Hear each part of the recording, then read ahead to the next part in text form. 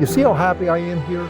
I've never enjoyed medicine more as a doctor than doing it in its purest form, just helping other people.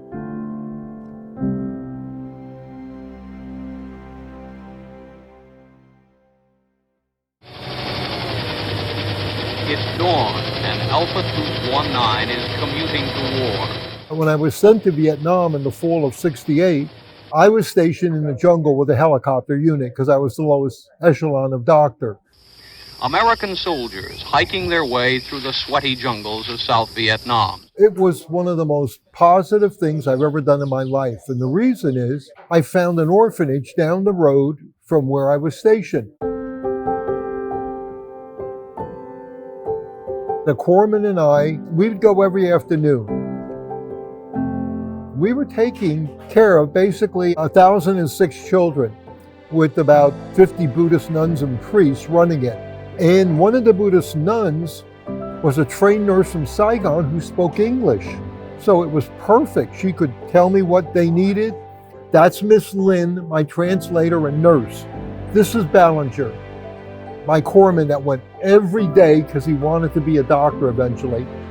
And this was my favorite picture. These are some of my kids. This one I named Scabby because he always had crust on his head from infection. So we had nicknames for him. He was Scabby.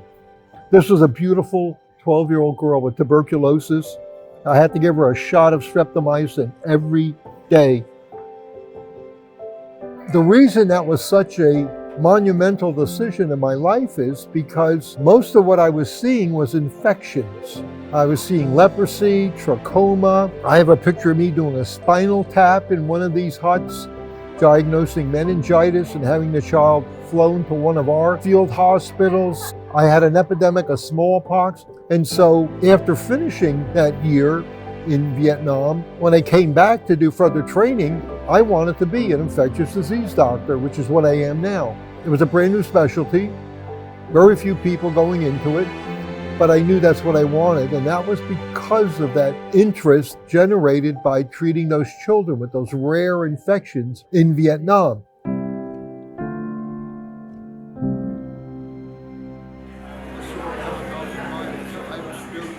My older son's 39. When he was in the 5th grade, Andy came to me and said, "Dad, we all have to write an essay on what is Veterans Day, or we can interview a veteran. So I want to interview you."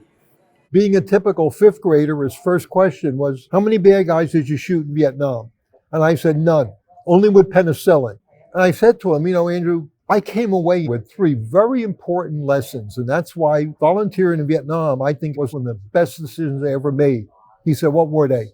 I said, "Well, first of all, I came back with a love and respect for my country. I never appreciated how good we had it here till I was in Vietnam for a year. As soon as I came back, I put a flag at the end of my property, and it's always been there ever since."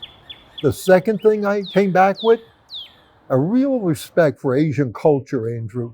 And the third thing I came away with, I said, was my specialty, a love of infectious disease.